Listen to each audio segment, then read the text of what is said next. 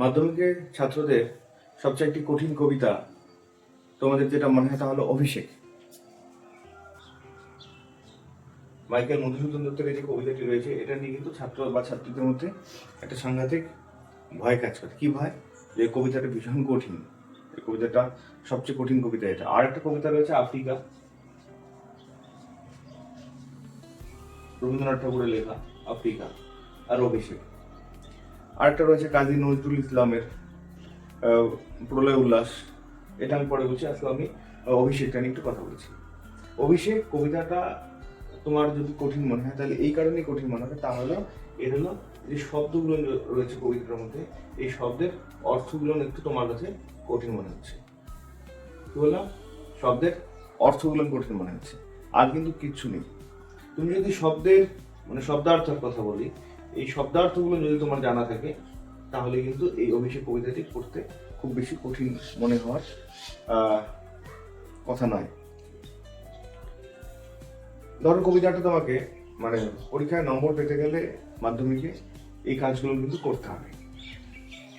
এই শর্টকাট বলে কিছু হবে না। এই কবিতার তোমার শব্দার্থগুলো অর্থাৎ প্রত্যেকটা শব্দ ধরো একটা লাইন ফলো করবে। এটা তো অমিত্রাক্ষর ছন্দে লেখা।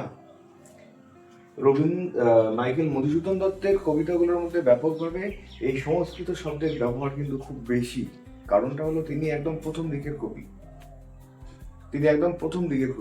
যেমন উপন্যাসের মধ্যে বঙ্কিমচন্দ্রের উপন্যাস যদি পড়ো বা যে কোনো যদি পড়া থাকে তোমার, তাহলে দেখবো ওখানে সংস্কৃত শব্দের বেশি ব্যবহার উপন্যাসের মধ্যে।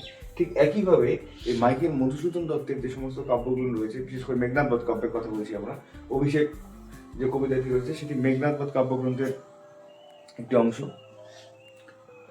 তো এই যে মেঘনাদ বধ কাব্যটা কিন্তু সম্পূর্ণটা যদি পড়ো তাহলে ওখানে দেখবে প্রত্যেকটা স্বর্গের মধ্যে যে স্বর্গগুলো রয়েছে স্বর্গগুলো কিন্তু ব্যাপকভাবে এই সংস্কৃত ভাষা শব্দের ব্যবহার সবচেয়ে বেশি। অমিত্রাক্ষর ছন্দে তিনি এটা ব্যবহার করেছেন। এবার সাবজেক্ট যেটা, একটা তো বিষয় থাকে, এই বিষয়কে নিয়ে কবিতা লেখা হচ্ছে। বিষয়টা কিন্তু সহজ। তাকে এসে খবর দিচ্ছে মেঘনাথকে যে তার কি বীরবাহু ভাই যুদ্ধক্ষেত্রে তাকে হত্যা করা হচ্ছে। এবার এই কথা শুনে সে নানা রকম কখনো দুঃখ প্রকাশ করছে, কখনো যুদ্ধের জন্য প্রস্তুতি নিচ্ছে।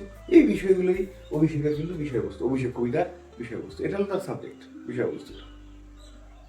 এবার স্টুডেন্টদের ক্ষেত্রে পড়তে গেলে কি হয়, না স্যার এটা তো খুব কঠিন কবিতা, বুঝতে পারছি না। না বোঝার একটাই কারণ, সেটা হলো এই শব্দার্থ না জানা।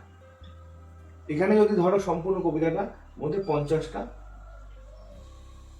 শব্দ রয়েছে, সিলেক্ট করো তুমি কোন শব্দগুলো তুমি অর্থ জানো না।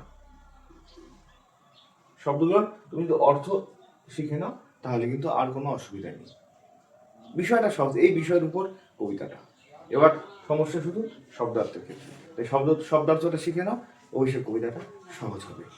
বাস, ধন্যবাদ, এতটুকু থাকলো।